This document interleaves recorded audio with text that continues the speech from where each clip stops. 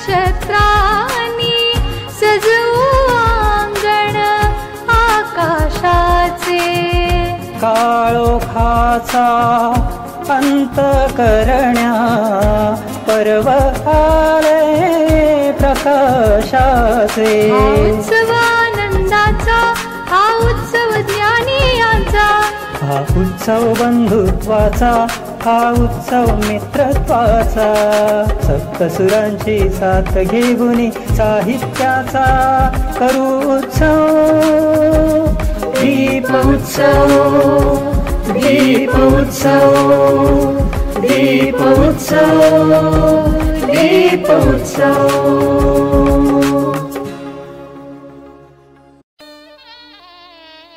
नमस्कार, मी मनोज आहेर. सर्वत्र दिवाळीची जय्यत तयारी सुरू आहे. तिच्या स्वागतासाठी उभे राष्ट्र सजले असताना साहित्य उत्सवचे व्यासपीठ देखील कलेचे तोरण बांधून, साहित्याच्या पायघड्या अंथरून, कवितेची रांगोळी, कथांचा सडा शिंपत सज्ज झाली. आणि या सर्वांसोबत असणार आहे वैचारिक ललित लेखांचं हे सुंदरसं फराळ. माझा एक मित्र मला म्हणाला एकदा की साहित्य म्हणजे शब्दभंबाळ कलाकृती. पण कदाचित त्याला माहीत नव्हतं की साहित्य म्हणजे केवळ शब्द नव्हे, दोन शब्दांमधल्या रिकाम्या जागेत जे विचार आणि भावना प्रतिबिंबित होतात, साहित्य तिथून जन्माला येतं. हे शब्द ओंझळीत घेऊन तो साहित्यिक एक सुंदरशी वेल गुंफतो आणि तिचा सुगंध, दृश्य स्वरूपातील तिचं सौंदर्य आपल्याला अंतर्बाह्य जाणवत राहतं.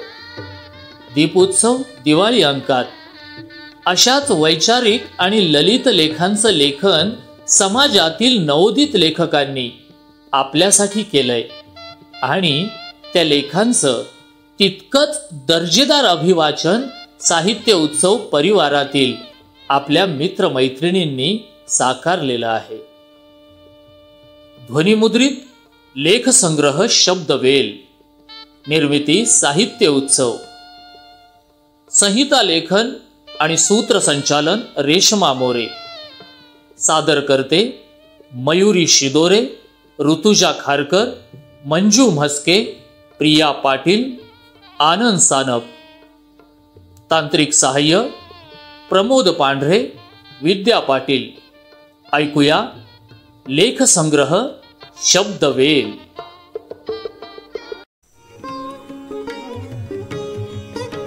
नमस्कार रसिक हो. दीपोत्सव दिवाळी अंक शब्दवेल या सदरात मी रेश्मा आपणा सर्वांचं मनःपूर्वक स्वागत करते. माणूस आपले विचार, भावना शब्दांतून व्यक्त करतो. या शब्दांना लालित्याची जोड दिली तर हेच शब्द अधिक रंगीत, रंजक आणि वेधक बनतात. हे सगळे शब्द एकत्र करून एखादा विषय सुलभतेने पुढे येतो आणि आपल्या समोर आकारास येते शब्दवेल. दीपोत्सव दिवाळी अंकात अशीच सुगंधी सुंदर शब्दवेल घेऊन आम्ही उपस्थित आहोत लेखक आणि सादरकर्त्यांसह. दिवाळी म्हटलं की डबे भरभरून फराळ आणि भरपूर फटाके आणि त्याही पेक्षा महत्वाचं हा सगळा आनंद साजरा करण्यासाठी मिळणारी दिवाळीची सुट्टी. 6माही परीक्षा संपल्यानंतर शाळेला सुट्टी लागायची आणि अभ्यासाच्या तणावातून मुक्त होऊन आपण सगळे दिवाळीचा आनंद लुटण्यासाठी मोकळे व्हायचो. शाळेचा विषय निघाला की दप्तर, वह्या, पुस्तक, पेन, पेन्सिल, खडू, फळा, बेंच अशा सगळ्या गोष्टी डोळ्यासमोर येतात, नाही का? आणि त्याचबरोबर शाळेचा अविभाज्य भाग असलेली, जिच्याशिवाय शाळा भरतही नाही आणि शाळा सुटतही नाही, अशी शाळेची घंटा. गेलं 1.5 वर्ष शाळेच्या घंटेचा आवाज ऐकू येईनासा झालाय. या सगळ्या वातावरणाशी, शाळेतल्या घंटेशी शिक्षकांचा प्रत्यक्ष संबंध वर्षानुवर्ष आलेला. ह्याच आठवणी अंजना कर्णिक यांनी आपल्या लेखातून व्यक्त केल्या आहेत. अंजना कर्णिक यांच्या घंटा या लेखाचं अभिवाचन करतायत मयुरी शिदोरे. लेख घंटा. लेखिका अंजना कर्णिक. घंटा हा शब्द उच्चारला की चटकन नजरेसमोर येते ती शाळेतली घंटा. आता कोरोना काळातील होमस्कूलिंग सोडलं तर शाळा, मुलं आणि कुटुंब यांचं परस्परांशी नातं अभेद्य. आपली व आपल्या मुलांची, ज्येष्ठांसाठी नातवंडांची शाळा म्हणजे जणू कुटुंबाचाच घटक. आणि शाळेतली ती घंटा. शाळा सुरू होताना ठणठण असा लयबद्ध आवाज ऐकला की शाळा भरली हे कळायचं. तिचा आवाज यायच्या आधी शाळेत पोहोचायचा हा शिरस्ता. ठणठण ठणठण असा लांबत जाणारा आवाज हा मुलांना अधिक आवडणारा. शाळा सुटली घरी पळा असा सांगणारा तो घंटानाद मुलांनाच काय अगदी शिक्षकांनाही हवासा वाटतोच की. 1-2 नाही तब्बल चक्क 12वीपर्यंत हा आवाज शाळकरी मुलांचा दैनंदिन जीवनाचा भाग. धीर गंभीर कानाला पवित्र वाटणारा घंटेचा आवाज असतो तो देवळातील घंटेचा. अगदी काकड आरती ते सांज आरती, देव झोपायला जाईपर्यंत येणारे जाणारे भक्त देवळात येता जाताना प्रवेशद्वारापाशी व गाभाऱ्यातली घंटा वाजवतातच. जणू ते देवाला सांगत असतात, बाप्पा मी आलोय बरं का तुझ्या दर्शनाला, कृपादृष्टी ठेव बाबा आम्हावर. भक्त घंटा वाजून देवाला अशी आठवण करून देतात. आरती करताना देवघरात वाजणाऱ्या घंटेचा नाद अगदी मंजूळ वाटतो. उदाधुपाच्या फुलांच्या सुगंधात, निरंजनाच्या मंद प्रकाशात किणकिण वाजणारी छोटीशी घंटा मनाला एक वेगळीच अनुभूती देते. भक्त आणि देव यांच्या नात्यात घंटेचं स्थान केवळ महत्त्वाचं आहे असं नाही, तर ते अबाधित आहे. दिवस सरत आला. रानात चरायला गेलेली गुरं, शेतात काम करून दमलेले बैल जेव्हा घर परतीच्या वाटेवर असतात तेव्हा त्यांच्या गळ्यातल्या घंटेचा नाद झरझर पावलं टाकत धावणाऱ्या उत्सुक नवोढ्याच्या पैंजनागत वाटतो. गोठ्यातील लहान वासरे दूरवरील हा नाद ऐकू आला की टणटण उड्या मारायला लागतात. पूर्वी अगदी भर शहरातूनही हत्तीला फिरवत असायचे माहूत त्यांच्या गळ्यातील घंटा खरं तर त्यांच्या अगडबंब आकाराच्या मानाने लहानच असायची. पण त्या गजगामिनी चालीतून घंटेची जी नादमयता निर्माण व्हायची ती कानाला गोड वाटायची. याउलट आगीच्या बंब घणघणाट करत अफाट वेगात धावतो. तो आवाज दूरवरून आला तरी काळजात धस्स होतं आणि धडकी भरते. तीच गत वी वी असा कर्कश आवाज काढत अत्यवस्थ रुग्णाला हॉस्पिटलकडे नेणाऱ्या रुग्णवाहिकेच्या घंटेचा आवाज ऐकल्यावर होते. अंगावर शहारा येतो. मला माझ्या लहानपणी अनेकवार ऐकलेल्या कुल्फीवाल्याच्या गाडीची घंटा अजून आठवते. त्याची घंटा दोरीने चाकाला बांधलेली असायची. गाडी जसजशी पुढे चाले तशी ती नादमयपणे वाजायची. कुल्फीवाला त्याच्या मडक्यातली कुल्फी विकायला रस्त्यावरून 4 चाकी हातगाडी घेऊन निघाला की त्याच्या आधी त्याच्या गाडीची घंटा पोहोचायची गल्लीत. सगळी पोरटोरं 1-2 आण्याची कुल्फी घ्यायला त्याच्या गाडीला गराडा घालायची. तो नाद कानाला अगदी परिचित असायचा. तशीच घंटा गारेगार व बर्फगोळे विकणाऱ्या गाडीवानांचीही असायची. जगभरच्या सर्वच चर्चेस धातूच्या मोठाल्या घंटा बांधलेल्या असतात. प्रेक्षणीयही असतात. त्या दिवसभर नियमित टोले देतात. जगभरात कलाकुसर केलेल्या महाकाय घंटा चर्चेस वा खास करून दक्षिण भारतातील देवळात बांधलेल्या असतात. पूर्वी गावाबाहेर व राजवाड्याच्या प्रवेशद्वारी भली मोठी घंटा बांधलेली असायची. कोणावर अन्याय झाला की ती व्यक्ती त्या घंटेचा नाद करून राजाचे लक्ष आपल्याकडे वेधायची व न्याय मागायची. आमच्या शाळेजवळ एक रसाचं गुऱ्हाळ होतं. खरं तर या गुऱ्हाळाच्या फिरत्या चाकाला मोठाली घुंगरं लावलेली असतात. त्याचा छन्न छुळूक असा नादमय आवाज जणू घंटांचाच आवाज. काही गुऱ्हाळात घुंगराऐवजी चाकाला बारीक घंटा बांधलेल्या असतात. त्याचाही नाद ऐकत राहावासा वाटतो. पूर्वी शिफ्टमधून भरवल्या जाणाऱ्या फॅक्टऱ्यांमधून कामगारांची कामाची एक शिफ्ट संपली की घंटा वाजायची. मजुरांसाठी शिफ्ट बदलत असायची. कारखाना सुटला की देखील लांब घंटा वाजायची. या आणि अशा विविध आवाज काढणाऱ्या घंटा आपल्या नजरेला दिसतात, ऐकू येतात. पूर्वी सकाळी दारावर दररोज वासुदेवाची स्वारी यायची. तो त्याच्या हातातील घंटेच्या तालावर गोड आवाजात भजन म्हणत नृत्यही करायचा. बघत राहावंसं वाटायचं. टाळ मृदुंगासहित म्हटलेली आरतीही गुंगवून टाकते. अंध व्यक्ती या खरं तर कोणत्याच बाबतीत मागे नसतात. त्यांनाही कोणावर अवलंबून राहायला आवडत नाही. पण तरीही भर रस्त्यावर ट्रॅफिकमधून जाताना त्यांना वरती एक घंटा लावलेली काठी मार्ग काढायला मदत करते. समोरच्या माणसाला त्यांना मार्ग देण्याच्या सूचनेसाठी या काठीवरील घंटेचाच आवाज कामी येतो. पण धोक्याची घंटा जी मनातच वाजते, एखाद्या ठिकाणी वा परिस्थितीत स्वतःला धोका आहे, फसवणूक होण्याची शक्यता आहे हे सुचवणारी आपल्याच मनात वाजणारी घंटा, ती सावधही करते, भयही दाखवते, सजग करते. तर असंही घंटापुराण वाचकांनो, तुम्हालाही हे वाचून मनात कसले कसले घंटानाद ऐकू येत असतील ना? आपल्या भारतात कोरोना विषाणूमुळे असलेल्या संकटाच्या काळात जनजागृतीसाठी घंटानाद करायची प्रथा जगभर आहे. पूर्वी घरोघरी गजराचं घड्याळ असायचं, अलार्म क्लॉक. ती घंटा वेळेआधीच झोपेतून उठायचं काम नियमितपणे करायची. सायकल हे सर्वसामान्यांचं स्वस्तात मस्त वाहन. सायकलला घंटाही हवीच. नसेल तर दंडही भरावा लागायचा. आठवतंय का? हो. आणि आपल्या हृदयाची धडधड ही देखील एक घंटाच की. ती वाजते तोपर्यंत अस्तित्व आहे, हे 100%. हे तसंच राहावं म्हणून आपण योग्य व्यायाम, आहार, नियंत्रण आणि ध्यानधारणा असं काय काय करत असतोच की. दिवाळी म्हणजे नात्यांमधला गोडवा जपण्याचा सण. दिव्यांच्या स्वच्छ प्रकाशात प्रत्येक नातं उजळून निघतं. कुटुंब एकरूप होतं. नातं आई मुलाचं, पती पत्नींचं, बहीण भावंडांचं, तसंच एक कोमल हळुवार नातं आजी नातवंडांचं. हे नातं सदा सर्व काळ आपल्या सोबतीला असतं. आपल्या आजी आजोबांच्या आठवणींच्या रूपात, त्यांनी आपल्यावर केलेल्या संस्कारांच्या रूपात. आपलं बालपण तर फक्त आजी आजोबांच्या अस्तित्वानेच व्यापलेलं असतं. पण जसजसे आपण मोठे होत जातो, आपलं विश्व विस्तारत जातं. शाळा, नवीन मित्रमैत्रिणी, कॉलेज, ऑफिस, कामाचा व्याप, ह्या सगळ्यात त्यांची जागा मनाच्या कुठल्या तरी एखाद्या कोपऱ्यात.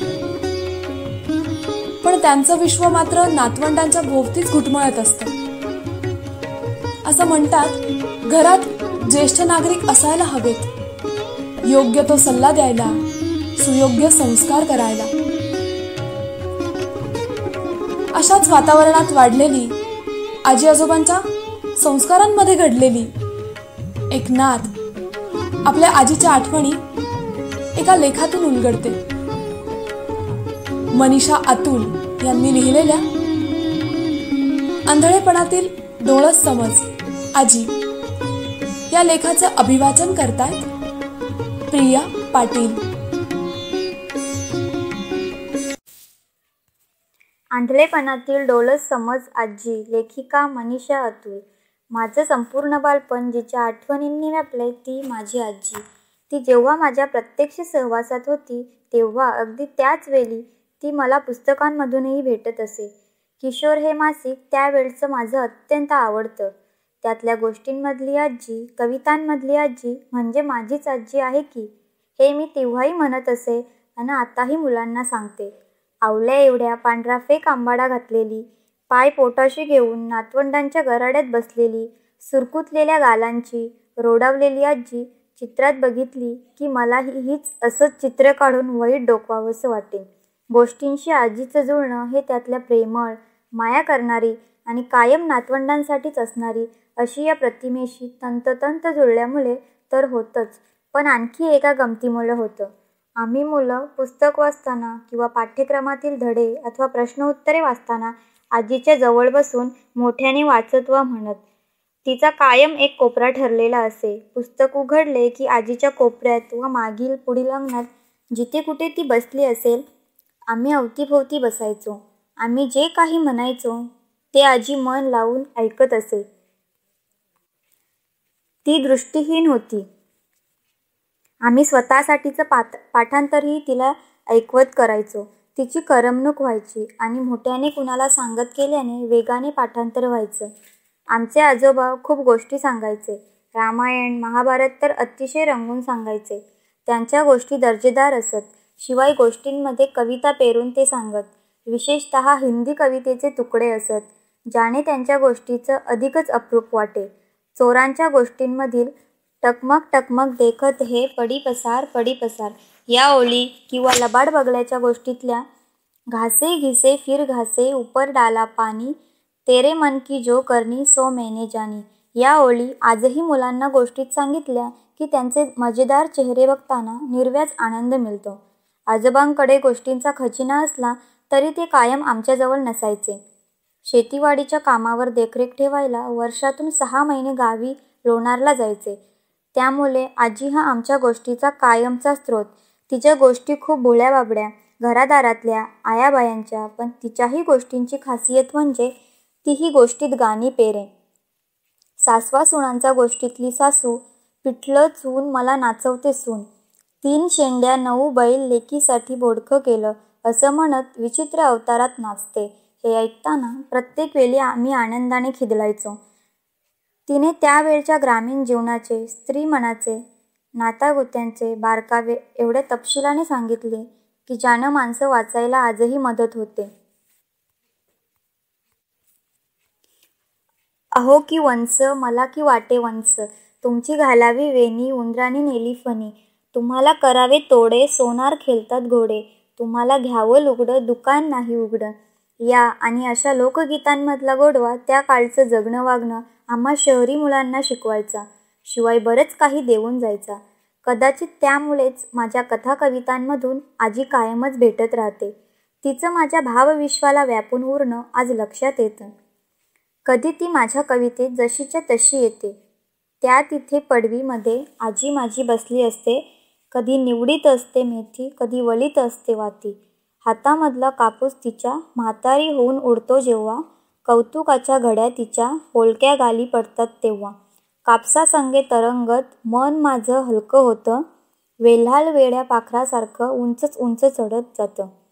तिच्या कथांनी गाण्यांनीच माझ्या कल्पनेला झेपावण्याची संधी दिली. आमार रोबिंद्रो या कवितेत ती वेगळ्या तऱ्हेने येते. काश त्यांच्याकडे असता एखादा पदर अभंगाने ओथंबलेला, म्हणजे कळलं असतं त्यांना की अभंगाला भाषा नसते अन संतांना प्रादेशिकता. आजीच्या कथांना कुठल्याच संतांचेच, कुठल्याच महात्म्यांचे वावडे नव्हते.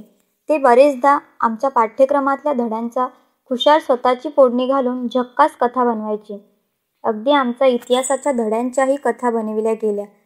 तिच्या तावडीतून सुटलं ते फक्त गणित. 3-4दा एखादा धडा आजीसमोर वाचला की आमच्या कथांमध्ये नवीन भर पडायची. 4थ्या का 5व्या वर्गात वंगथम पांचा यांच्या शौर्याची कथा होती. वाघाचा प्रत्यक्ष सामना त्यानं कसा केला याचं चित्तथरारक वर्णन त्यात होते. त्याहीपेक्षा आजी तो धडा आम्हाला स्वतःच्या भाषेत सांगायची, तेव्हा जास्त थरारक वाटायचा. आणि हा असा 6 फुटांचा वाघ त्याचे पुढे आ वासून उभा राहिला, हे धूडच्या धूड. पाहिले ते वंगथम 5चे 10 गेले अन 5 राहिले. रोज किमान एकदा तरी आम्हाला ही गोष्ट ऐकायची असेल आणि आजी तर जेवढ्यांदा म्हणावं तेवढ्यांदा ऐकवे. यापेक्षा आम्हा मुलांचे भाग्य ते काय असणार. आजीचं लग्न बालवयातच. दुसरपर्णी म्हणजे दुसरी बायको म्हणून घरात आली. बुलढाणा जिल्ह्यातील लोणार या सरोवराच्या गावी पूर्वी जागीरदार असलेल्या उपाध्येच्या घरी ही कोवळी सून बड्या घराचा डोलारा सांभाळत आजच्या हालाकीशी मेल घालीत बसली. अपार कष्टाचं जीवन वाट्याला आलं. लहान वयातील बालंतपण, ओळ्या बालंतपणातही पाण्यासाठी मैलोनमेल डेंगा हंडे घेऊन उन्हातानात धारेवर जाण्याची कसरत करताना दळण काढणं, सारवण, घरादारांची उष्टी खरकटी काढताना कधी दृष्टी अधू होत गेली आणि कायमचं आणलेपण वाट्याला आलं ते तिलाही नीट आठवत नाही. इथे आल्यावर आमचं पुस्तकी विश्वच तिचं जगणं बनलं. त्यात तिचं जगणं भोगणं मिसळलं आणि आम्हाला समृद्ध करून गेलं. आमच्या राबत्या घरी ती आमचा कायमचा आधारस्तंभ असे. वडील रेव्हेन्यू डिपार्टमेंटला होते. सतत दौऱ्यावर असत. घरात मामे, काके, भाचे, चुलत बहीण, भाऊ, पै पाहुणे अशी जवळपास 15-20 माणसे रोज असत. त्यामुळे आईला आम्ही सतत कामातच बघितले. अशा वेळी प्रत्येक वेळीत धावून कुशीत शिरायला आजीच असेच. आमची अनेक गुपितं, गमती आणि भांडणेही आम्ही तिलाच सांगायचो. आईने रागावले, अण्णांनी पाठीत धपाटे घातले की आजी ओ असा टाहो फोडीत आजीच्या कुशीत शिरावे. तिनं ओ माय म्हणीत मायेने जवळ घ्यावं. दिवसभर हुंदडल्यावर रात्री अचानक पोटऱ्यात गोळे दाटून आले की आजीलाच उठवावं. ती जमेल ती उपाय करायची. कधी तव्यावरून गरम कापडाने शेक, कधी कंदिलातले रोकेल काढून पाय चोळून दे. खोकला झाला असला की गळ्यावर गुळचुन्याचा लेप लाव, कधी आंबे हळद घाल. त्या घरगुती उपायांपेक्षा आजीची मायाच लवकर ठीक करीत असे. मंठी माझ्या गळ्यातली कंठी, ती मला म्हणत असे. कधी विचारे, म्हणते मला नेशील नवं तुझ्या सासरी. मलाही वाटायचं आजी कायम सोबतीला हवी. मी दिवसभर तिच्या मागे मागे असे. अंघोळीला गेल्यावर बाहेर लुगड्याच्या मिऱ्या घेऊन उभी राहायचे. तिला कुंकू लावताना आरसा समोर धरलेला हवा असायचा. चचपडून बघायची की समोरच धरलाय ना. मग मधोमध मेण लावून त्यावर भलं मोठं कुंकू घालायची आणि त्या चिमूटभर डब्बीतल्या मेणासाठी सारखी चपराशाच्या मागे लागायची की नवं पोलं काढलंय का माशांचं. ती क्वचितच एकटी कुठे जात नसे. दिसत नसल्याने भावाकडे 4 दिवस बदल म्हणून जायचे. तरी माझी वरात सोबत असेच. परंतु एकदा का दोनदा माझी परीक्षा असल्याने आजीला एकटीलाच कुणाकडे तरी पाठवले होते. त्यावेळी कुणी जीव काढून न्यावा अशी मी रिक्षाच्या मागे भोकाड पसरत धावलेली आणि काही दिवसांनी सायंकाळी खेळून आल्यावर अचानक घरी परतलेली आजी दिसल्यावर आनंदाने बेहोश व्हायचं बाकी असल्याचे क्षण अजूनही जसेच्या तसे आठवतात. घरच्या कामात आपला उपयोग होत नाही ही टोचणी तिला कायम अस्वस्थ ठेवीत असे. मग ती काहीतरी कारण काढून काम करायला बघायची. या बाया भांडेच नीट उठत नाही, हे पहा सगळी राख ठेवली भांड्यांना असं म्हणून ही आणली बाई त्या डोळसबाईनं घासलेले भांडे परत घासायची. कधी कपडे धुवायची. शेजारी विहिरीचं पाणी नेतात म्हणून ही रात्री 3 वाजता उठून पाणी भरायला जायची. अर्थात मला उठवायची सोबतीला. मी तिच्या बाबतीत फार आज्ञाधारक. अशा कामातले धोके त्या वयात कळत नव्हते. पण आईला कळले की आई रागवते. मग माझी आजी हिरमुसते म्हणून गुपचूप आजीला मदत करायची. त्यांची काम करण्याची मानसिक गरज ओळखून आई छोटी मोठी कामे करायला द्यायची. पण हे असं विहिरीतून रात्री बेरात्री पाणी भरणं वगैरे केलं की मग त्यांच्यात खटपट व्हायची. ही एक गोष्ट सोडली तर एरवी गुण्यागोविंदाने नांदणाऱ्या अशा सासूसुना दुर्मिळच. तिचं माझं एक खास नातं होतं. ती तणावात असली की माझ्याजवळ रडायची, खूप बडबड करायची. काय ते तेव्हा कळायचं नाही, पण आजी खूप दुःखी आहे हे कळायचं. मग आजीला कवटाळून बसून राहायचे. ती शून्यात डोळे लावायची, विचार करीत बसायची. आयुष्याने कष्टाशिवाय काय दिले होते तिला. आता चांगले दिवस आले तर डोले नेले देवाने. माझी सोन्यासारखी नातवंड बघता येत नाहीत असे म्हणत ती चेहऱ्यावरून हात फिरवून चेहरा वाचायची. तिचीही चेहऱ्यावरून हात फिरवणं, लाड करण्याची सवय मला नकळतच लागली. आजीला दृष्टी नसणं तेव्हा फार जाणवायचं. आजीने एकदा तरी आपल्याला बघावं असं प्रचंड वाटायचं. मग बाळसुलभ विचार मनात यायचा की डॉक्टरने आपला एक डोळा आजीला सध्याचा लावला तर. त्या बाईचं जग म्हणजे घरदार. काम एवढंच, डोळे गेल्यावर तेही तिच्याकडून हिरावलं गेलं. कसं स्वतःला सावरलं असेल तिने. ते उद्ध्वस्त कोण कुणाशी वाटलं असेल. मी बरेचदा डोळे मिटून घरभर चालून बघायचे आणि जीव प्रचंड घाबरावायचा. ती हे कायमच झेलते एवढंच वाटायचं त्यावेळी. आणि आजी अधिकच ग्रेट वाटायची. बस यापुढे तिच्या आणल्या जगाची, त्यातल्या अंधाऱ्या एकटेपणाची कल्पनाही नाही करता आली त्यावेळी. आजीशी आमचं एवढं जीवाभावाचं नातं का होतं याचा विचार करायला गेले तर जाणवतं की आजी आमच्यासाठी सदा सर्व काल उपलब्ध असायची. मला कामं आहेत, झोप येते किंवा कंटाळा आलाय यातलं कुठलंही कारण सांगून ती नातवंडांना दूर सारत नसे. काम तिला नसतंच, झोपही नावाला. कधीही धावत जावं आणि ती मायेनं पोटाशीच घेणार. रात्री जेवढा वेळ म्हणाल तेवढा वेळ गाणी म्हणणार, गोष्टी सांगणार, तिच्यासोबत खाण्याचीही चंगल. तिचा उपवास असला आणि फराळाची बशी समोर आली की आम्ही सगळे गोल करून भोवती बसायचो. आई जवळपास नाही हे विचारून ती प्रत्येकाच्या हातावर मोठाले घास ठेवीत असे. त्यात तिच्या पोटात किती जातं हे समजण्याचं वयच नव्हतं ते. तिच्या आणलेपणाचा फायदा आम्ही सणावाराला घेत असू. आजी पुरण वाटायला बसली की पाट्यावरचे गोळे हळूच पळवायचो. आईच्या लक्षात येईस्तवर कृष्णगोपांची भरपूर चोरी झालेली असे.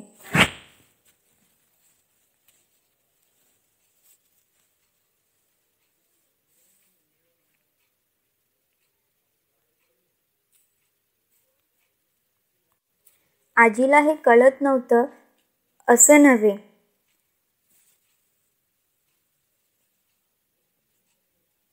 पण लेकरांनी खाल्लं की देवाला पावलं हेच तिचं तत्त्वज्ञान. आयुष्याबद्दल कुठलीच तक्रार नसलेली, कुठल्याच अपेक्षा नसलेली ही गावातली भोली भाबडी इंदिरा म्हणजे भारतीय स्त्रीचं शोषित मूर्तिमंत रूपच होती. तिच्या कुठल्याच गरजा नसत. कधीच काही विशेष गोष्ट तिला हवी असल्याचं किंवा तिनं कुणाला मागितल्याचं आठवत नाही. जे मिळेल, जितकं मिळेल तितकंच. सगळ्या घरदाराचं झाल्यावर उरलं तरच. नसेल तरी तक्रार नाही. कोणी नवीन लुगडी दिली तरी जुनीच गाठी मारून आणि माझ्या हातून शिवून परत परत वापरणार. नुकताच सुई दोरा धरायला शिकलेली मी भल्या मोठ्या दुमड घालून भरपूर अव्यवस्थित शिवत असे. जुनं घालते म्हणून मग ती बोलणीही खात असे. जुन्या अभावाचे दिवस गेले हे तिला पटता पटेना. ग्रामीण माणसांचा अगदी प्राथमिक गरजात भागून घेण्याचा स्वभाव तिच्यात सतत प्रतिबिंबित व्हायचा. आजीच्या चालण्यात एक विशिष्ट तोरा होता. सतत कुठेतरी खूप काम पडलीत या घाईत ती तरातरा चालायची. अर्थात दिसत नसल्याने ठसाठस लागायचं. आमच्या हाती हात दिला की ती बिनधास्त झपाट्याने चालायची. पुढे आम्ही हायस्कूलला जायला लागलो. अभ्यास वाढला, मित्रमैत्रिणींचा घोळका वाढला. तसं आजीच्या भोवतालचं भिरभिरणं कमी झालं. आमचं विश्व वेगळं होत गेलं. आजी एकटी पडत गेली. वाचनाच्या आवडी बदलल्या. आता एकट्याने गच्चीन बसून कथा कादंबऱ्या वाचायचो. ती बोलवायची सारखी, चाहूल लागतात आवाज देत सुटायची. तिला वाचून दाखवावं असं आता वाचन राहिलं नव्हतं. त्रासच व्हायचा तिच्या आवाज देण्याचा, कधी चिडण्याचाही तिच्यावर. आजी तुला काय सांगणार ग आता, किंवा हो आलोच म्हणून धूम पळायचो. आमच्या सगळ्या गरजा तिनं जीवापाड महत्त्वाच्या मानल्या. मात्र तिच्या तुटपुंज्या गरजा देखील आम्हा नातवंडांना कधी साध्या समजतही आल्या नाहीत. मी 10वी झाल्यावर ती गेली. शेवटचे तिचे दिवस भ्रमातच गेले. एकटीच बडबडत असायची. कायच्या काय आठवायचं तिला. कधी ओळखायची, कधी नाही. पण शेवटच्या दिवसात स्टोरूममध्ये जाऊन अधिकच कोपऱ्यात दडून बसायची, नाहीतर टेबलाखाली जाऊन लपून बसायची. तिला कसली भीती वाटत होती कुणास ठाऊक. हे असं कोपऱ्यात बसूनच का सुरक्षित वाटायचं. आयुष्यभर असं स्वतःला दडपतच तर आली होती. कमीत कमी जागेत स्वतःला सामावून घ्यायला बालपणापासूनच तिच्या मनाशी तयारी केली गेली होती की आपल्याला पुरेशी जागा या जगात असणं देखील तिला अशक्य कोटीतलं वाटत असावं का. आजी गेली हे स्वीकारणं तर पुढे किती वर्ष झालं नाही. त्यावेळीही मनातनातल्या तिच्याशी बोलायचे. आजी तू माझ्या पोटी जन्म घे ग. आता मी खरंच खूप काळजी घेईन तुझी. आजी ही प्रत्येक घरातली एक स्त्रीच, परंतु आजी झाल्यावर तिच्यात एक विशिष्ट गुण येतो. 3 पिढ्यांना जपणारी, माया लावणारी, 3 पिढ्यांचं संचित जोपासणारी, वाढवणारी, वाटणारी, 3 पिढ्यांचे अनुभव देणारी, घेणारी, माणसांच्या भावविश्वाला पोचणारी, समृद्ध करणारी, इतिहासाची साक्षीदार, वर्तमानात खंबीर पाया, भविष्याच्या स्वप्नांना रंग देणारी, परमेश्वराची दूतच जणू काही, पवित्र्याचा कळस, मांगल्याची खात्री अन अस्थिर अनाम भविष्याची दिशादर्शक. कुठलेही घर कधीही आजीशिवाय राहू नये.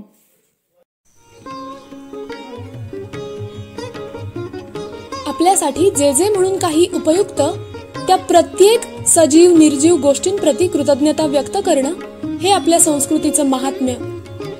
जळी स्थळी काष्ठी पाषाणी अगदी कुठेही कशातही आपण परमेश्वर पाहू शकतो ही इथल्या संत महात्म्यांनी आपल्याला दिलेली शिकवण. आणि आपण आपल्या स्वतःच्या शरीराचा भाग असलेल्या एका अवयवाचं दर्शन घेणं हे सुद्धा याच महान संस्कृतीचं देणं. खरं तर आपला प्रत्येक अवयव किती अनमोल, तरीही आपल्याला तो विनामूल्य मिळालेला. आपले हात पाय नाक तोंड डोळे जीभ त्वचा प्रत्येकाचं एक वेगळं कार्य आणि म्हणूनच वेगळं महत्व देखील.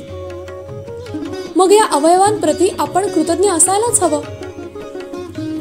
आपले हात जे सकाळी उठल्यापासून ते रात्री झोपेपर्यंत दिवसभर प्रत्यक्षपणे अविश्रांत कार्यरत असतात.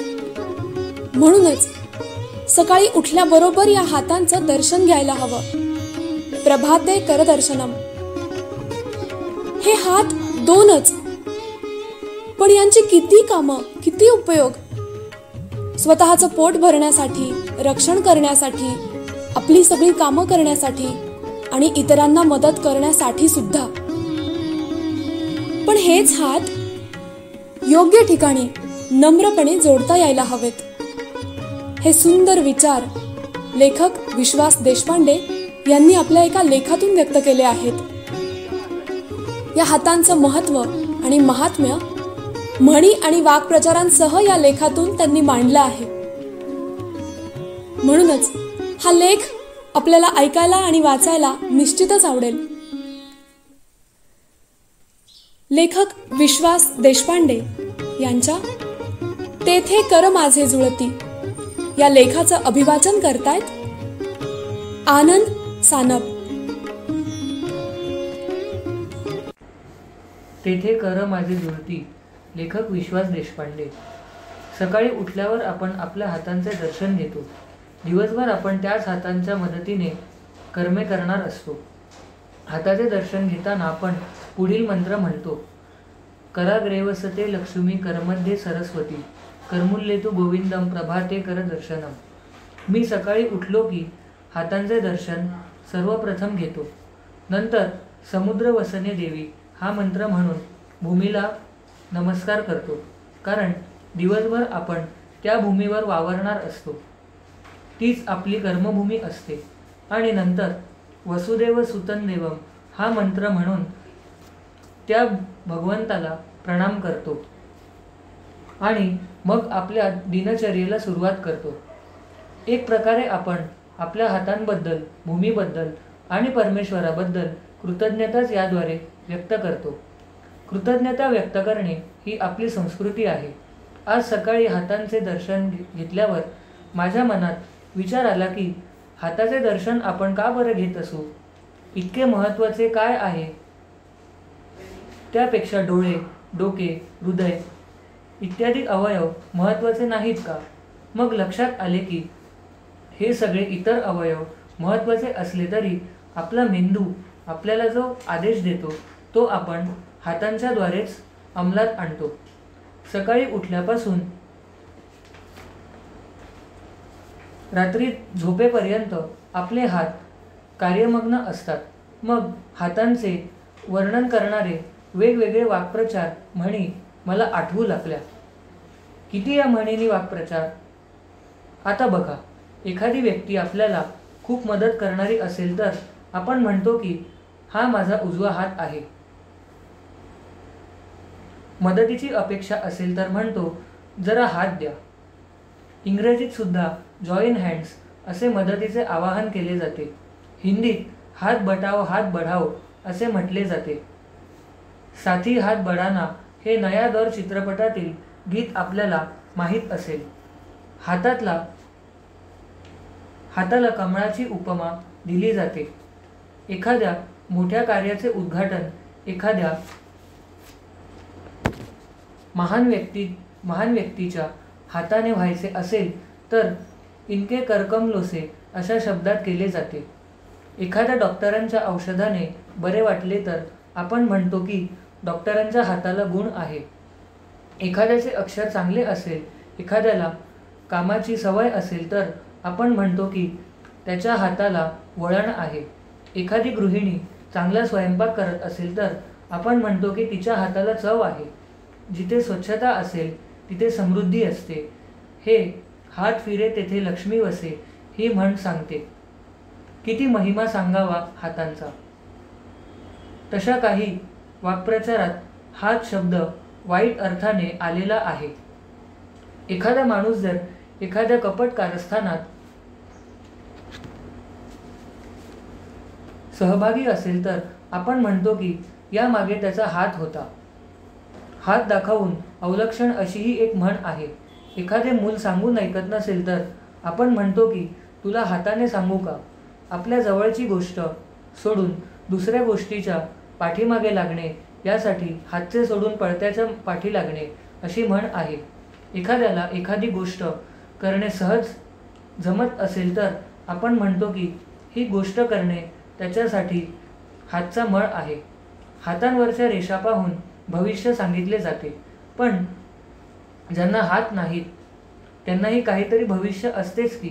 बाबा आमटेंच्या आनंदवनात जाऊन थोट्या हातांनीच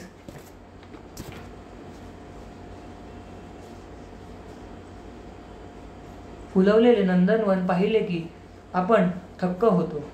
हाताच्या स्पर्शात विलक्षण जादू असते.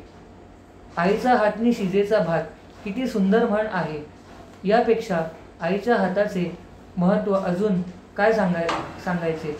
एखाद्याला जेव्हा आपण पाठीवर हात ठेवून आशीर्वाद देतो तेव्हा त्याला एक प्रकारचे सामर्थ्य जीवन जगण्यासाठी प्रदान करीत असतो. कुसुमाग्रजांच्या प्रसिद्ध कवितेत त्यांच्याकडे आलेला विद्यार्थी त्यांना म्हणतो, पैसे नकोत सर, फक्त पाठीवर हात ठेवून लढ म्हणा. केवढी ताकद आहे आशीर्वादाच्या हातात. मी माझ्या विद्यार्थ्यांच्या बऱ्याच वेळा केवळ तोंडी शाबासकी देण्याऐवजी त्यांच्या जवळ जाऊन पाठीवर कौतुकाची थाप देत असे. प्रत्येकाला परमेश्वराने 2च हात दिले आहेत, पण विलक्षण सामर्थ्य असते या हातात. हेच हात मानवाच्या कल्याणासाठी झिजतात, निरनिराळे शोध लावतात.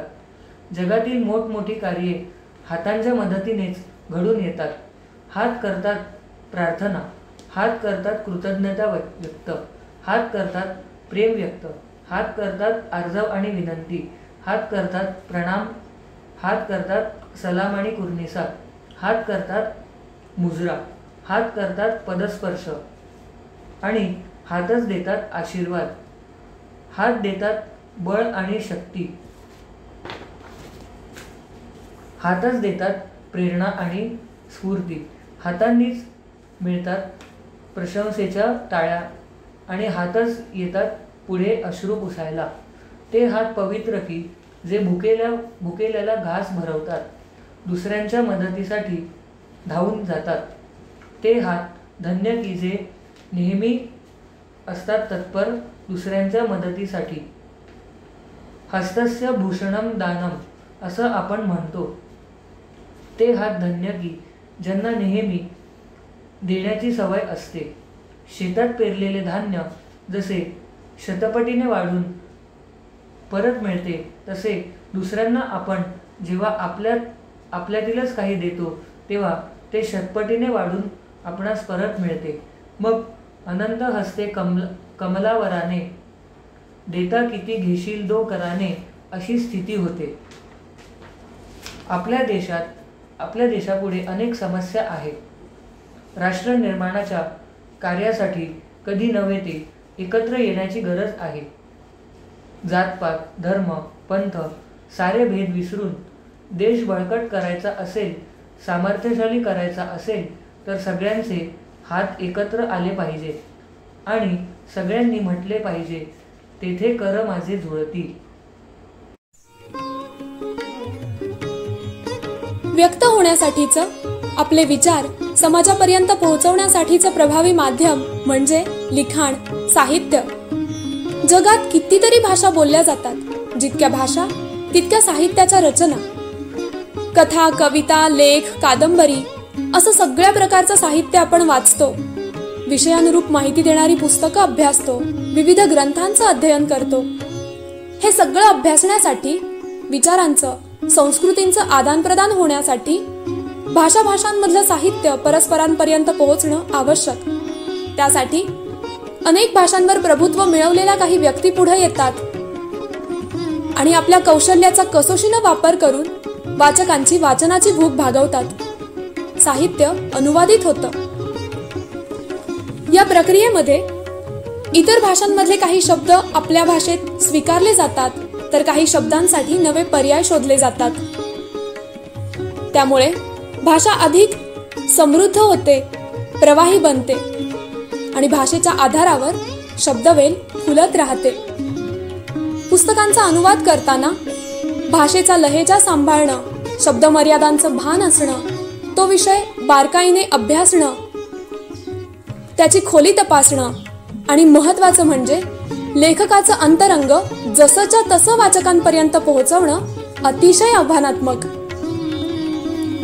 अनुवादक मंजुषा आंबडेकर यांनी अनुवाद करताना येणारे अनुभव एका लेखातून व्यक्त केले आहेत.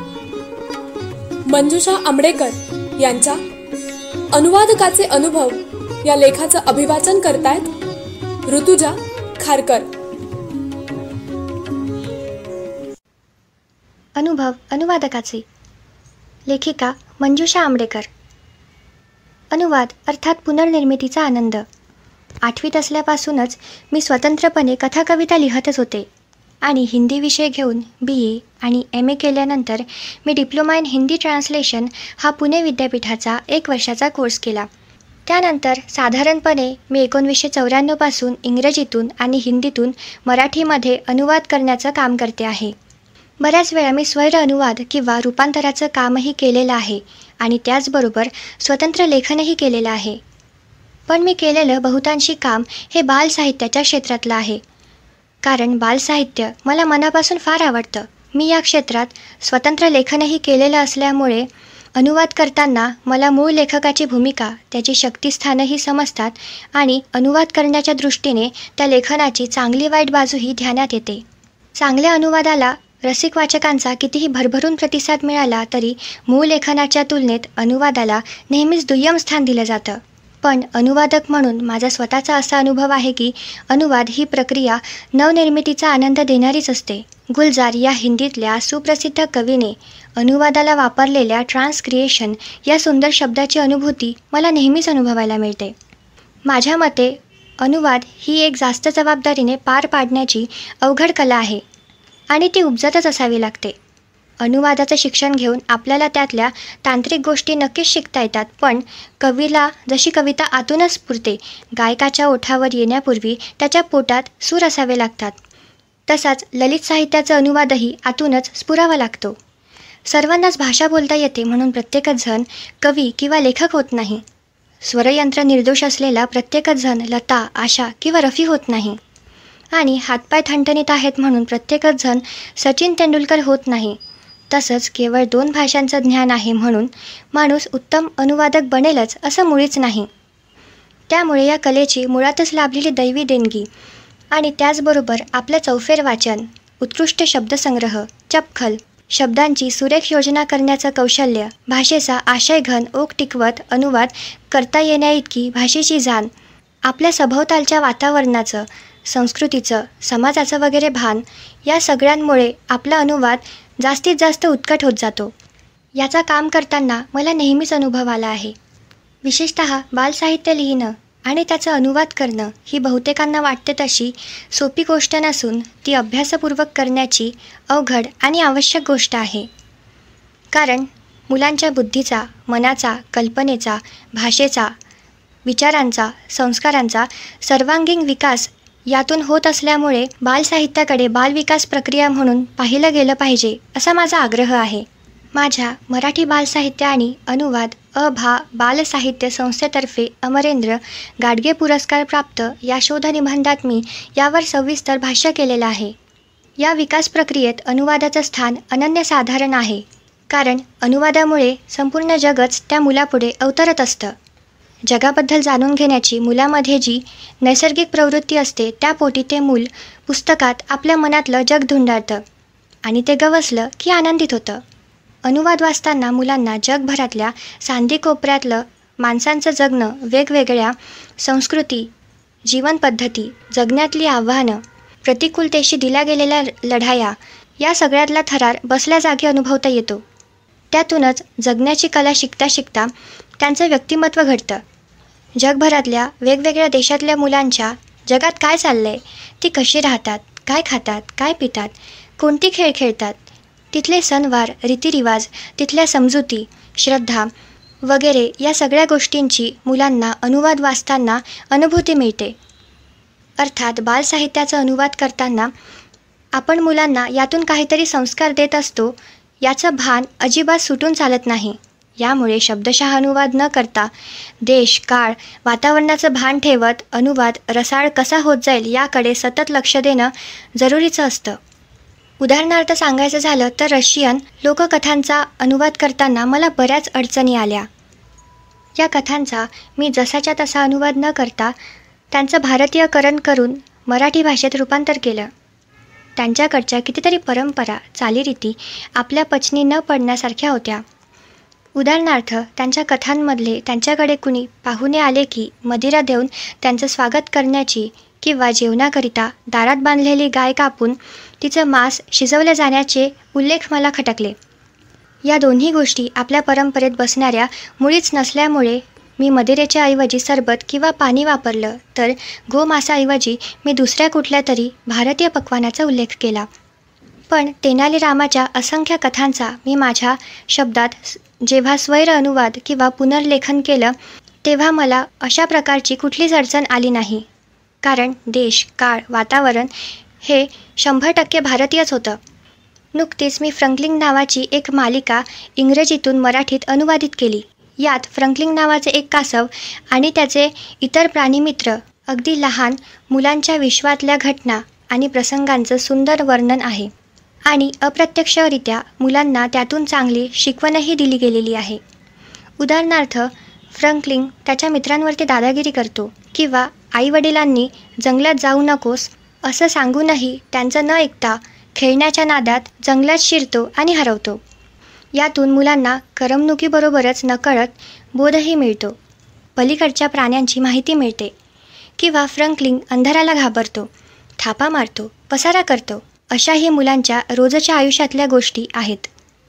या गोष्टी अनुवादित करताना मला पंचतंत्रांची आठवण झाली. इसापतीतल्या कथाही अशाच प्राण्यांच्या माध्यमातून उपदेश देणाऱ्या रंजक कथा आहेत. या कथांचे मराठी अनुवाद पूर्वी झालेले आहेतच. अशा कथांमधून बालमनांचा सर्वांगीण विकास होत जात असल्यामुळे त्याचं महत्त्व खूप मोठं आहे. सोअर्ड बर्ड आणि सोअर्ड क्वेस्ट ही नॅन्सी इफान नावाच्या चीनी मुलींनी केवळ 12-13व्या वर्षी लिहिलेली पुस्तकं अनुवादित करताना तर मी थक्कच होऊन गेले. जगात चालणाऱ्या लढाया, द्वेष यासारख्या गोष्टींनी अस्वस्थ होऊन तिने या 2 कादंबऱ्यांचं लेखन केलं. या दोन्ही पुस्तकातली पात्र पक्षीच आहेत आणि पक्ष्यांच्या जगाची काल्पनिक निर्मिती करून तिने जगाला विश्वशांतीचा संदेश दिला आहे. ही दोन्ही पुस्तकं अनुवादित करताना तिच्या असामान्य कल्पकतेची झेप पाहून, तिच्या पुस्तकाचं वाङ्मयीन मूल्य अनुभवून आणि तिच्या हृदयातला माणुसकीचा ओलावा पाहून मी अक्षरशः भारावून गेले. ही पुस्तकं वाचताना मुलांनाही या गोष्टी तर जाणवतीलच, शिवाय पक्षी जगताची माहिती मिळेल ती वेगळीच. यात उल्लेख असलेले कितीतरी पक्षी आपल्या इकडे नसल्यामुळे त्यांना मराठी पर्याय मला मिळाला नाही. त्यामुळे उगीचच काही नवीन शब्दांची बळेबळे निर्मिती करण्याऐवजी मी ते तसेच ठेवले. अशा पुस्तकातून मुलांची नाविन्याची भूक भागते, त्यांना अनुभव श्रीमंती येते, शब्दसंग्रह वाढतो आणि एक प्रगल्भ असं व्यक्तिमत्व आतल्या आत विकसित होत जातं. फ्रँकलिन, सोअर्ड बर्ड आणि सोअर्ड क्वेस्ट, हॅरी पॉटर यांचा अनुवाद करताना मला प्रामाणिकपणानं असं जाणवून गेलं की परदेशी भाषांसारखं नाविन्यपूर्ण आणि कल्पनेची अफाट झेप असलेलं आणि त्याचबरोबर तोतोचानसारखं वास्तव्याचं यथार्थ चित्रण करणारं किंवा अद्भुत रहस्यमय कथानक असलेलं, विज्ञानातल्या गमतीजमती आणि सत्यता याची सांगड घालणारं वगैरे अनेक रंगी साहित्य आपल्या इकडे निर्माण होत नाही. आपण भारतीय लेखक अशा प्रकारच्या असामान्य साहित्याची स्वतंत्रपणे निर्मिती करण्यात नक्कीच कुठेतरी कमी पडतो. भारतीय लेखकांकडे गुणवत्ता नाही यावर माझा काडी इतकाही विश्वास नाही. पण तरीही इथले लेखक जगभरातील मुलं उत्कटतेने वाचतील असं लेखन का करत नाही? हा खरोखरच अभ्यासाचा विषय ठरू शकेल. पण ते घडेपर्यंत निदान अनुवादाने तरी ती उणीव भरून निघेल अशी आशा वाटते. त्यामुळे आपल्या मुलांकरिता समृद्ध बालसाहित्याची निर्मिती करायची असेल तर सध्या तरी अनुवादाला पर्याय नाही असंच म्हणावं लागेल. कारण वाचनाने वाचक घडतात, तसेच लेखकही घडतात. हॅरी पॉटरमुळे जगभरातील मुलं पुन्हा एकदा वाचती झालेली पाहून मला अशी आशा वाटते की अशी दर्जेदार पुस्तकं वाचता वाचता आज नाही तरी भावी काळात आपल्याकडेही J.K. रोलिंग सारखे लेखक घडतील. म्हणून आज आपल्यासारख्या लोकांनी त्याचा पाया तरी घालायलाच हवा. हॅरी पॉटर मालिकेतील 7ही पुस्तकं मी अनुवादित केलेले असल्यामुळे त्याचा उल्लेख इथे सविस्तरपणे होणं अपरिहार्य आहे. या मालिकेचा अनुवाद करण्याची संधी प्रकाशक श्री सुनील मेहता यांनी मला दिली. तेव्हा मला आनंद झाला आणि माझ्यातल्या अनुवाद कौशल्यावर त्यांनी दाखवलेल्या विश्वासामुळे भारावून गेल्यासारखंही वाटलं. पण इतक्या मोठ्या कलाकृतीचा अनुवाद करणं ही काही सहज सोपी गोष्ट नव्हती. कारण मला काही तिचा स्वैर अनुवाद करायचा नव्हता. उलट या जगप्रसिद्ध कलाकृतीचा सर्वांनाच परिचय असल्यामुळे मूळ पुस्तकाला पुरेपूर न्याय देण्याच्या दृष्टीने पाहिलं तर ते एक जबरदस्त आव्हान होतं. त्यामुळे मला चांगलंच दडपण आलं होतं.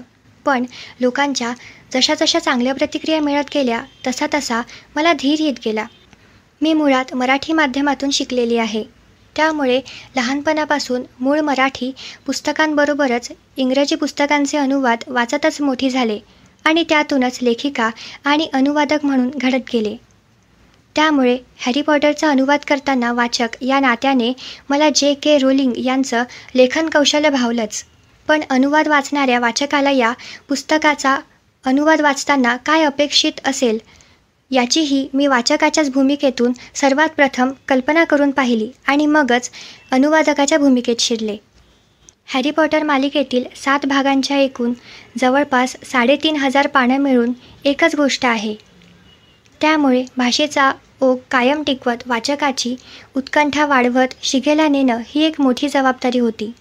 कोणताही अनुवाद वाचताना आपण एक अनुवाद वाचत आहोत, मूळ कादंबरी नाही या सत्याचा वाचकाला विसर पडला पाहिजे. इतकी अनुवादाची भाषा रसाळ करण्याची कामगिरी अनुवादकाची असते आणि तसं झालं तरच तो अनुवाद सफल झाला असं मानता येतं. मी हे करण्याचा मनापासून प्रयत्न केलेला आहे. दुसरं असं की या पुस्तकात मूळ लेखिकेने संपूर्ण जगच नव्याने निर्माण केलेलं आहे. कल्पनाशक्तीची तिची झेप असामान्य असूनही संपूर्ण कथा वास्तव्याशी निगडीत असल्याचा आपल्याला जागोजागी प्रत्यय येत राहतो. आपल्या सामान्य जीवनात ज्या ज्या गोष्टींची रोजच्या जगण्यात गरज असते त्या सर्व गोष्टींना तिने जादुई स्पर्श दिलेला आहे. या जादूच्या जगात रीतसर 7 वर्षांचा अभ्यासक्रम असलेली शाळा आहे. त्यानंतर करिअर कसं आणि कोणतं निवडावं याचं मार्गदर्शन आहे. थोडक्यात हातात जादूची छडी असली तरीही जगण्याकरिता पैसा कष्टानंच मिळवावा या कल्पनेचा पुरस्कार केलेला आहे. जादू मंत्रालय आहे, कायदे कानून न्यायालय आहे, बँक आणि चलन आहे, हॉस्पिटल, जादुई रोग आणि त्यावरचे उपाय आहेत. द प्रॉफिट नावाचं वर्तमानपत्र आहे. तिथेही इथल्यासारख्याच वर्तमानपत्राचा साधक बाधक आविष्कार आहे. आकाशवाणीचं प्रसारण केंद्र आहे, गाणी आहे, बँड आहे, पुरस्कार संस्था आहेत. श्रीमंती गरिबीतलं अंतर, दिखाऊपणा, चांगली वाईट जीवनमूल्ये आहेत. क्विडिच नावाचा झपाटून टाकणारा खेळ आहे. जगभरातील विविध संघांमध्ये होणारा विश्वचषक आहे. आपली लहान मुलं वेपर्सच्या वगैरे पाकिटांसोबत येणाऱ्या गोष्टींचा संग्रह करतात. तसाच तिथली मुलं चॉकलेट बेडकांच्या पाकिटातल्या कार्डांचा संग्रह करतात वगैरे वगैरे. थोडक्यात आपल्या विश्वामित्रा ऋषींनी जशी प्रतिसृष्टी तयार केली होती तसंच हे आगळं वेगळं अख्खं जगच लेखिकेनं निर्माण केलेलं आहे. आणि सर्व गोष्टी आपल्याच जगातल्या असूनही त्यांना जादूचा स्पर्श झालेला असल्यामुळे त्या अद्भुत वाटत राहतात, मनाची पकड घेतात. आता हे सगळं लिहिताना लेखिकेनं प्रसंगानुसार जादूच्या भाषेत आणि संदर्भात नवे शब्द, नव्या म्हणी, नव्या संकल्पना, नवे मंत्र नवी गाणी तयार केलेले आहे. या सगळ्यांना प्रतिशब्द तयार करणं हे एक मोठं आव्हान होतं, कारण अनुवाद वाचणाऱ्याला ते सहज समजून त्यातली गंमत अनुभवता येणं जरुरीचं होतं. उदाहरणार्थ आपण म्हणतो ना, झालं गेलं होऊन गेलं, गंगेला मिळालं. आता त्यावर पश्चाताप करत बसून काही अर्थ नाही. यासाठी तिने अशी म्हण वापरलेली आहे, उतू गेलेल्या काड्याबाबत दुःख करत बसण्यात काही तथ्य नाही. किंवा आपण बोलीभाषेत काही उद्गार काढतो, उदाहरणार्थ हत्तीच्या मारी, तर जादुई जगातले लोक मनलिन्स बियर्ड असा उद्गार काढतात. अशा प्रसंगी अनुवाद करणं खरंच अवघड गेलं. मग त्या जागी आपल्याकडच्याच योग्य उद्गारांचा वापर करावा लागला. संदर्भानुसार काही ठिकाणी फूट डोंगल किंवा गेलास उडत वगैरे, आणि जादूगार जादूच्या झाडूवरून उडत जातच असल्यामुळे गेलास उडत हा उद्गार अगदी झकास सामावून गेला. अनुवाद करत असताना मी माझी वाचक ही भूमिका कधीच सोडली नाही. त्याचा मला अनुवाद उत्तम करण्यात उपयोग तर झालाच, शिवाय एका असामान्य कलाकृतीचा रसास्वादही भरभरून घेता आला. मी 2 दृष्टिकोनातून ही पुस्तकं वाचली. मी या पुस्तकांचा तुलनात्मक आणि स्वतंत्र कलाकृती म्हणून विचार केला तेव्हा काही तथ्य माझ्या लक्षात आली. 1806 साली मराठीमधून बालसाहित्य लिहून ते छापलं जाण्याची सुरुवात झाली. तेव्हापासूनचा मराठी बालसाहित्याचा आणि अनुवादित बालसाहित्याचा इतिहास पाहिला तर तो एकच आहे असं आढळतं, कारण मराठी बालसाहित्याची सुरुवातच मुळी अनुवादानं झाली आणि आजतागायक जे काही साहित्य मराठीत निर्माण झालं त्यातला अधिकांश भाग हा अनुवादितच आहे. 19व्या शतकात इंग्रजीतलं साहित्य मराठीत आणण्याची प्रचंड लाटच उसळली होती. स्वतंत्र लेखन अभावाने आढळत होतं, त्यामुळे या काळाला भाषांतर युग म्हणून ओळखलं जातं. हा एक भाग. आणि दुसरं असं की मी स्वतःही वाचन करताना किंवा अनुवाद करताना सर्वप्रथम इतकी भारावून गेले की मला असं वाटलं, असं विलक्षण अनेकरंगी फक्त पाश्चात्य लोकच लिहितात. पण मग शांतपणे पुन्हा विचार केल्यानंतर मला असं वाटलं की काही अंशी हे जरी खरं असलं तरी ते 100% खरं नाही. कारण आपण आपल्या रामायण, महाभारत, भागवत वगैरे पौराणिक कथा वाचल्या किंवा अगदी शिवाजी महाराज, वीर सावरकर, ज्ञानेश्वर माऊली यांच्या चरित्रांसारख्या सत्यकथा वाचल्या तर सगळीकडे आपल्याला साहित्यातल्या सर्व 9 रसांचा पुरेपूर उत्कर्ष झालेला दिसतो. आणि आपले शिवबाही याच कथा आईकडून ऐकत मोठे झाले नाही का? कदाचित आपल्याकडे प्राचीन काळापासूनच हे सगळं इतकं भरभरून असल्यामुळे आणखीन नव्याने कल्पना करण्याची गरज भासत नसेल. आपल्याकडे असं म्हटलं जातं की एका महाभारत कथेतच इतकी परिपूर्णता आहे की त्या पलीकडे जगात दुसरं काहीच घडत नाही. त्यामुळे इतर सर्व प्रकारचं सृजन हे या कथेचे लेखक भगवान व्यासमुनी यांचं उष्ट आहे. याचा पुरावा म्हणून, गंमत म्हणून मला जाणवलेल्या काही तथ्यांचा उल्लेख करते. आपले श्रीकृष्ण भगवान जन्माला यायच्या आधीच आकाशवाणी झाली आणि कंसाच्या मनात भय निर्माण झालं. मग त्यानं आगामी संकटाचं निर्धारण करण्यासाठी वाटेल ते केलं. बहिणीला तुरुंगात ठेवून तिची मुलं ठार केली.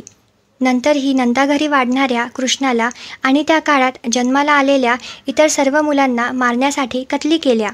हॅरीच्या गोष्टीतही अशीच एक भविष्यवाणी होते आणि व्होल्डेमॉर्ट बाळ असलेल्या हॅरीला मारायला जातो.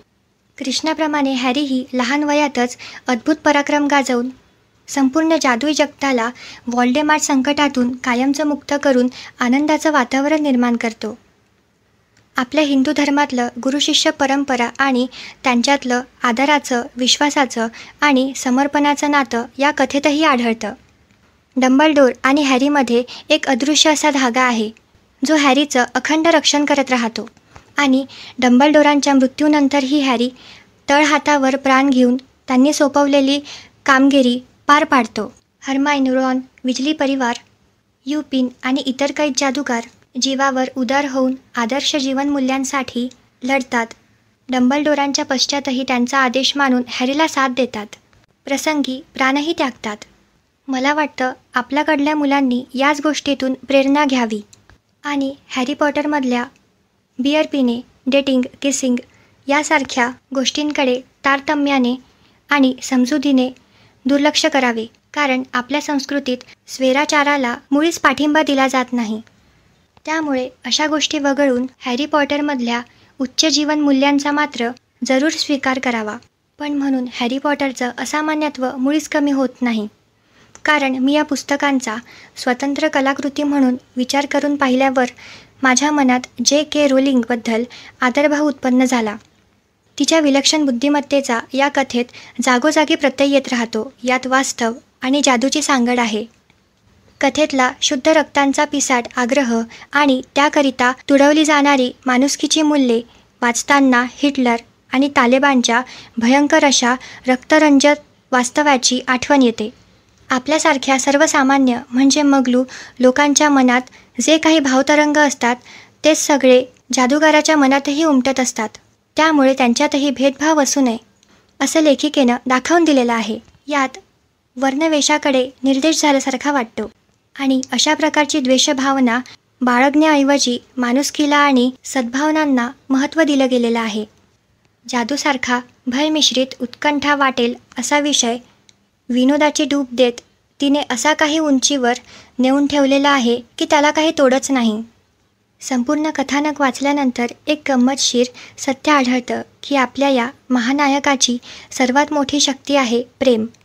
हॅरीचा चांगुलपणा आणि इतरांच्या भल्यासाठी प्राणही द्यायला मागेपुढे न बघण्याची प्रेमळ त्यागवृत्ती व्होल्डेमॉर्टसारख्या प्रतिभाशाली जादूगाराच्या जादुई शक्तीवरही मात करते. वीर, हास्य, शृंगार, रौद्र, विभत्स, भयानक, करुण, वात्सल्य आदी 9 रसांचा उत्तम उत्कर्ष असलेल्या या कथेत प्रेमाचा आणि चांगल्या जीवनमूल्यांचा जो भव्य दिव्य संदेश J.K. रोलिंग यांनी जगाला दिलेला आहे तो केवळ मुलांनीच नाही तर मोठ्या माणसांनी देखील आचरणात आणण्यासारखा आहे. आणि या मालिकेने मुलांवर केलेली सगळ्यात मोठी जादू म्हणजे मुलं वाचती झाली. जगभरातील मुलं पुन्हा एकदा वाचनाभिमुख झाली. कारण जगातील सर्व भाषांमध्ये या मालिकेचा अनुवाद झालेला आहे आणि त्यामुळे इंग्रजी येत नसलेल्या मुलांना या कलाकृतीतला आनंद भरभरून अनुभवायला मिळालेला आहे.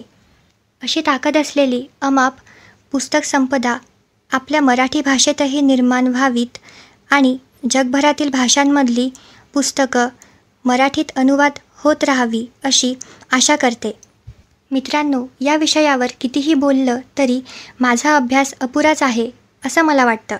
शिवाय अनुवाद प्रक्रियेतला आनंद हा मीच आतल्या आत अनुभवलेला असल्यामुळे त्याचं मला वर्णनही करून सांगता येत नाही. तो आनंद इतरांना अनुभवता येणं शक्यच नाही. त्यामुळे विस्तारभयाचं भान ठेवून कुठेतरी थांबायला हवं या हेतूने इथेच थांबते. मंजुषा आंबडेकर. धन्यवाद. काळानुसार अनेक व्यवसाय पुढे येतात, काळाच्या ओघात मागेही पडतात. बऱ्याचदा माणूस जुन्या पारंपरिक व्यवसायांना चिकटून राहतो, नवीन बदल स्वीकारत नाही. पण असा माणूस व्यवसायांमध्ये संपतो. काळानुसार आम्हाला स्वतःमध्ये बदल घडवून आधुनिक तंत्रज्ञानाची साथ घेऊन नवे उद्योग, नवे व्यवसाय, नवे कौशल्य विकसित करता येऊ शकतात. तेच आमच्या उपजीविकेचं साधन तर बनेलच, पण त्यामुळेच आम्हाला एक स्मार्ट पर्सन बनायला सुद्धा मदत होईल. याबद्दलच आपल्याला आज अधिक माहिती मिळणार आहे डिजिटल क्षेत्रात भरीव योगदान असणाऱ्या सौमित्र घोटीकर यांच्या या वास्तववादी लेखातून. सौमित्र घोटीकर यांनी दिलेल्या छोट्या व्यावसायिकांसाठी डिजिटल मार्केटिंगच्या 10 उपयुक्त टिप्स आपल्यासाठी वाचतायत मंजू म्हस्के.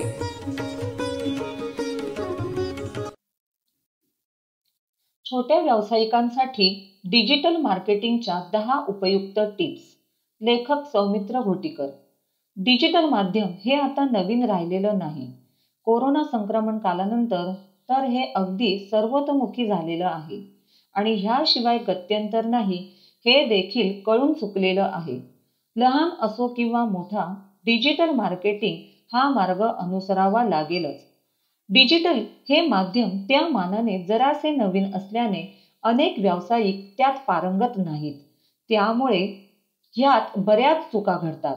चुकांतून शहाणपण येतं हे जरी खरं असलं तरी शहाणपण येण्यासाठी कायम चुकाच कराव्या लागतात असं मात्र नाही. मित्रांनो, यापुढे मी 10 महत्त्वाच्या टिप्स देतो, ज्या तुम्ही अंमलात आणल्या तर तुम्हाला तुमच्या व्यवसायात डिजिटल माध्यमातून एक चांगलं यश ठराविक काळात नक्की मिळू शकेल. 1. मार्केटिंगचा अत्यंत प्रभावी मार्ग. डिजिटल हा आणखी एक अतिरिक्त मार्ग आहे याचं स्मरण असू द्या. तुमच्या इतर मार्गांना हा पर्याय नाहीये. 2. ध्येय नक्की करा. या मार्गातून मिळविलेले किंवा लाभलेले यश मोजण्यासाठी पहिला प्रमुख टप्पा हा पहिल्या वर्षी किमान 10% वाढ व 3 वर्षाखेरीज दुप्पट वाढ तरी किमान असायला हवी. याचाच अर्थ असा की या कार्यपद्धतीकरिता किमान 3 वर्षे तरी द्यायलाच हवीत. यापेक्षा कैक पट अधिक यश हा मार्ग मिळवून देतो. 3. दररोज फक्त अर्धा ते 1 तास. हे साध्य होण्यासाठी वेगळा ठराविक वेळ द्यावा लागेल. आठवड्यातील 6 दिवस तरी निश्चितपणे. बरेच काम जरी आउटसोर्स केलं तरीही रोज निदान अर्धा तास तरी द्यावा लागेलच. तरच असे परिणाम मिळू शकतील. स्वतः केले तर अजूनही जास्त वेळ म्हणजे किमान 1 तास तरी द्यावा लागेलच. पण एवढा का दिला की परिणाम झटपट दिसू लागतील. 4. इतर गुंतवणूक इथे वळवा. डिजिटल मार्केटिंगसाठी पैसेही खर्च करावे लागतील. यात प्रमुख 3 ते 4 बाबींकरिता गुंतवणूक करावी लागते. काही बाबींना पर्याय नाही तर काहींना आहे. एकदाच करावयाची कामे, वेबसाईट, इंट्रो व्हिडिओ, माहितीपत्रक इत्यादी. पुन्हा पुन्हा लागणारी कामे. आपल्याविषयी मजकूर तयार करून तो पोस्ट करीत राहणे, वेळोवेळी करावी लागणारी जाहिरात, वेबसाईट तसेच इतर काही बाबींची वार्षिक वर्गणी वगैरे. सोबत लागणारी सॉफ्टवेअर्स वगैरेंच्या वर्गण्या इत्यादी. नैमित्तिक कामे. उदाहरणार्थ यासाठी तज्ज्ञ मंडळींचा वेळोवेळी सल्ला, थोडं जुजबी शिक्षण, वेळोवेळी करावे लागणारे कोर्सेस वगैरे. 5. सुरुवातीला वैयक्तिक लक्ष घाला. एकदाच करावयाच्या कामांनाही व्यवस्थित स्वतःचा वेळ द्या. हे एक घर बांधल्यासारखं असतं. ह्यात एखाद्या एजन्सी सोबत काम करा. उगीच अमुक वेळात संपवायचंय असं नको. तरीही एक लक्ष्मण रेखा ठरवा. साधारणतः 2 ते 3 महिन्यात संपायला हवे. 6. माहितीपूर्ण मजकूर सर्वात आधी. लगेच पोस्ट बूस्ट अर्थात फेसबुकवरच्या पेड पर्यायाची घाई नको. आधी थोडा ऑर्गॅनिक म्हणजे माहितीपूर्ण मजकूर यायला हवा. तो लोकांना आवडतोय का ह्याची थोडी तपासणी करून मग साधारण 3-1 महिन्यांनी पेड मार्ग निवडा. 7. विक्री पोर्टल्सवर सोपवा. आपल्या व्यवसायाच्या विक्रीसाठी चक्क जस्ट डायल किंवा इंडिया मार्ट वगैरे पोर्टल्सचा उपयोग करा. SEO शब्द ऐकला असेल तर असं काही करत बसू नका. पोर्टल्स हे सर्व मार्ग वापरून आपल्यापर्यंत आपल्या व्यवसायानुरूप लीड्स आणून देतात. हाच सुरुवातीला परवडणारा आणि हुशारीचा मार्ग आहे. 8. सोशल मीडियाद्वारे ब्रँड बनवा. सोशल मीडियाचा मजकूर विक्रीसाठी नको. आपला उत्तम ब्रँड तयार करा. कुठला प्लॅटफॉर्म वापरायचा हे खुबीने ठरवा. सल्ला घ्या कुणाचा. आपल्या विषयाचे तज्ज्ञ व्हा. विक्री नको. विक्री पोर्टल्स करतात ना. 9. फॉलोअप. यशाचा हुकमी मार्ग. मिळालेले लीड्स हे ऑर्डरमध्ये रूपांतरित करण्याकरिता उत्तम फॉलोअप ठेवा. व्हॉट्सअप हे सांभाळून वापरा. बाजारात व्हॉट्सअप तसेच ईमेल डेटाबेस वगैरे विकणारी बरीच मंडळी आहेत. काही प्रमाणात त्यांचा उपयोग होतही असेल, पण खरी ताकद लांब पल्ल्याचे नातेसंबंध निर्माण करणे ह्याच्यातच आहे. त्यामुळे व्हॉट्सॲप ह्या अवजाराचा जरा तारतम्याने वापर करा. दुरुपयोग व्हायला नको. जोहो सारखे एखादे CRM सॉफ्टवेअर वापरून सुरुवात करायला हरकत नाही. 10. गोल सेटिंग, मोजमाप, फेरफार. अपेक्षित परिणामांची त्रयसूत्री. वेळोवेळी पाहणीही करायलाच हवी. मुद्दा क्रमांक 2 मध्ये म्हटल्याप्रमाणे मोजमाप ठेवायलाच हवे. 3 वर्षाचे एका वर्षाचे 3 टप्पे, प्रत्येक वर्षाचे त्रैमासिक टप्पे व प्रत्येक तिमाहीचे मासिक, साप्ताहिक असे टप्पे एकदा का निश्चित केले की पाहणी व मोजणी करता येईल आणि त्यानुसार कामकाजात गरजेप्रमाणे आवश्यक असे फेरफारही करता येतील. धन्यवाद. श्रोते हो, दिवाळीच्या या प्रसन्न वातावरणात आपण शब्दसुमनांची सुंदर वेल पाहिली. यातून आपल्याला अनुभवांची शिदोरी मिळाली. माहितीचा साठा आणि आठवणींचा खजिना या कलाकारांनी आपल्यासाठी खुला केला. तेव्हा आमचा शब्दवेल आणि एकूणच साहित्य उत्सवचा दीपोत्सव दिवाळी अंक आपल्याला कसा वाटला याबद्दलचे आपले अभिप्राय आमच्यापर्यंत जरूर पोहोचवा. साहित्य उत्सव परिवाराकडून आपणा सर्वांना दिवाळीच्या मनःपूर्वक शुभेच्छा देते आणि मी रेश्मा आपली रजा घेते. नमस्कार. दर्जेदार साहित्याचा आणि कलाकृतींचा आस्वाद घेण्यासाठी जॉईन करा साहित्य उत्सव व्हॉट्सॲप किंवा टेलिग्राम ग्रुप. जॉईन करण्यासाठी संपर्क करा 98 81 60 20 25 या क्रमांकावर. संपर्क क्रमांक पुन्हा एकदा 9881 60 2025. साहित्य उत्सव हे यूट्यूब चॅनल आजच सबस्क्राईब करा. साहित्य उत्सवच्या फेसबुक पेजला जरूर भेट द्या, कारण ज्ञान आणि मनोरंजन यांचं अतूट नातं म्हणजे साहित्य उत्सव.